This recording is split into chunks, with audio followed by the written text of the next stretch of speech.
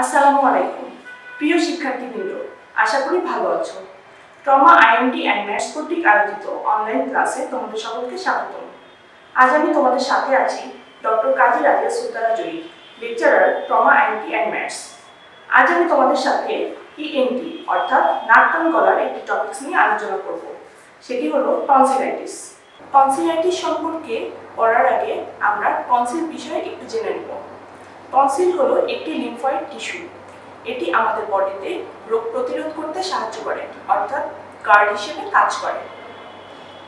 আমাদের মুখ গহ্বরের ভিতরে আলাজিবের দুপাশে দুটি টনসিল রয়েছে, যেটাকে আমরা বলি প্যালাটাইন টনসিল। টনসিল বলতে সাধারণত আমরা প্যালাটাইন টনসিলকেই বুঝে থাকি। এছাড়াও আরও কয়েক ধরনের টনসিল হতে পারে, যেমন ন্যাজোফ্যারিংসে থাকে অ্যাডেনয়েড টনসিল, টাঙের নিচে থাকে লিঙ্গুয়াল টনসিল। টনসিলে যদি কোনো কারণে কোনো প্রদাহ বা ইনফেকশন হয়, তখন যে কন্ডিশন হয় সেটাকে আমরা বলি টনসিলাইটিস। টনসিলাইটিস যে কোনো বয়সে হতে পারে, সাধারণত বাচ্চাদের ক্ষেত্রে এটি বেশি হয়ে থাকে।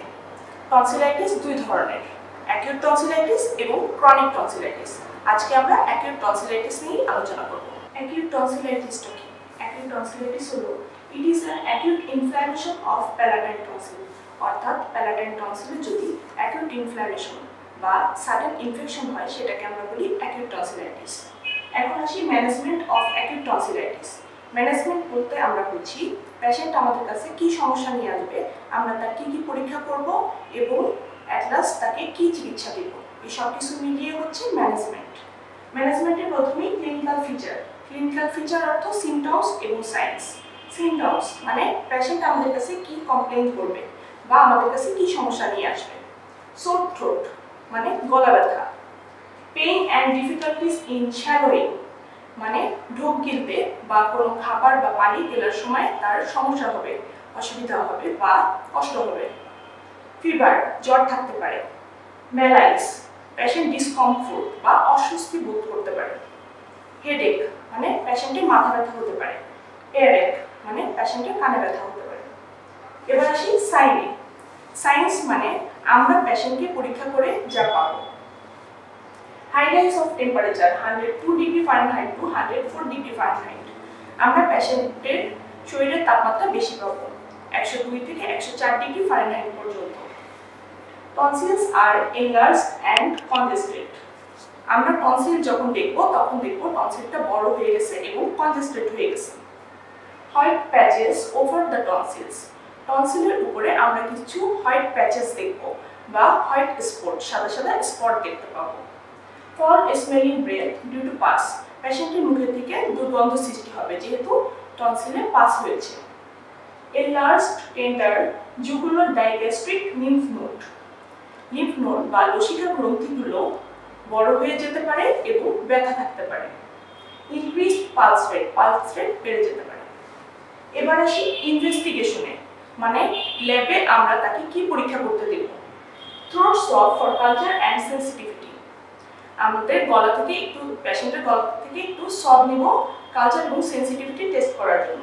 কমপ্লিট ব্লাড কাউন্ট বা সিবিসি করতে দেব। এত সময় আমরা জানলাম টনসিলাইটিসের ডেফিনেশন, টনসিলাইটিস কয় ধরনের হয়, অ্যাকিউট টনসিলাইটিস জিনিসটা কি, এবং ম্যানেজমেন্টের মধ্যে জানলাম সিমটমস, সাইন, ইনভেস্টিগেশন। এখন আমরা ট্রিটমেন্ট সম্পর্কে জানব, অর্থাৎ পেশেন্ট আমাদের কাছে আসলে আমরা কি চিকিৎসা দেব। প্রথমেই বেড রেস্ট। পেশেন্টকে আমরা পর্যাপ্ত পরিমাণে রেস্ট নিতে বলবো বা বিশ্রাম নিতে বলবো। সফট ডায়েট খেতে বলবো, অর্থাৎ এরকম জাতীয় খাবার যেটা চিবিয়ে বা গিলে খেতে কোনো সমস্যা না হয়। মোর ফ্লুইড ইনটেক, বেশি করে লিকুইড জাতীয় খাবার বা তরল জাতীয় খাবার খেতে বলবো। Gargle with warm salt water, কুসুম গরম পানিতে লবণ দিয়ে দিনে 3 থেকে 4 বার গড়গড়া করতে বলবো। ভিটামিন সি ইজ হেল্পফুল, পেশেন্টকে ভিটামিন সি জাতীয় খাবার খেতে বলবো, কারণ যাতে রোগ প্রতিরোধ ক্ষমতা বৃদ্ধি পায়। অ্যান্টিবায়োটিক্স, এছাড়াও আমরা পেশেন্টকে কিছু অ্যান্টিবায়োটিক সাজেস্ট করে থাকি, যেমন azithromycin 500 mg once daily for 5 to 7 days। Azithromycin 500 mg দিনে একটা করে 5 থেকে 7 দিন, অথবা amoxicillin 500 mg 3 times daily for 5 to 7 days। Amoxicillin 500 mg দিনে 3 বার করে 5 থেকে 7 দিন পর্যন্ত, অথবা erythromycin 500 mg 4 times daily for 10 days। Erythromycin 500 mg দিনে 4 বার করে 10 দিন পর্যন্ত। এছাড়াও পেশেন্টের আদার যে সিমটম থাকবে সেই অনুযায়ী আমরা ট্রিটমেন্ট দিব। যেমন যদি পেশেন্টের ব্যথা থাকে তাহলে আমরা সাথে অ্যানালজেসিক্স দিব, যদি জ্বর থাকে তাহলে আমরা অ্যান্টিপাইরেটিক্স দিব, এবং যদি ঠান্ডার সমস্যা থাকে তাহলে আমরা অ্যান্টিহিস্টামিনস দিব। এখন আমরা জানবো complication of acute tonsillitis. Complication মানে হলো আমরা দীর্ঘদিন যাবত যদি টনসিলের প্রদাহটি চিকিৎসা না করি অথবা ঠিকমতো কন্ট্রোল করা না হয় তাহলে যেসব জটিলতা সৃষ্টি হতে পারে সেটাকে আমরা বলি কমপ্লিকেশনস। কি কি কমপ্লিকেশন হতে পারে? পেরিটনসিলার অ্যাবসেস, টনসিলের চারপাশে পাস ফর্মেশন হতে পারে অর্থাৎ অ্যাবসেস হতে পারে। Parapharyngeal and retropharyngeal abscess, deep neck abscess হতে পারে অথবা রেট্রোফ্যারেঞ্জিয়াল অ্যাবসেস মানে ফ্যারেন্সের পেছনে অ্যাবসেস হতে পারে। ইডিমা অফ দ্য ল্যারিংস, ল্যারিংসে ইডিমা হতে পারে। রিউমেটিক ফিভার, যদি ইনফেকশন জয়েন্টে চলে যায় তাহলে সেক্ষেত্রে রিউমেটিক ফিভার বা বাতজ্বর হতে পারে। অ্যাকিউট নেফ্রাইটিস, ইনফেকশনটা যদি কিডনিতে চলে যায় তাহলে সেক্ষেত্রে কিডনি ইনফেকশন বা অ্যাকিউট নেফ্রাইটিস হতে পারে।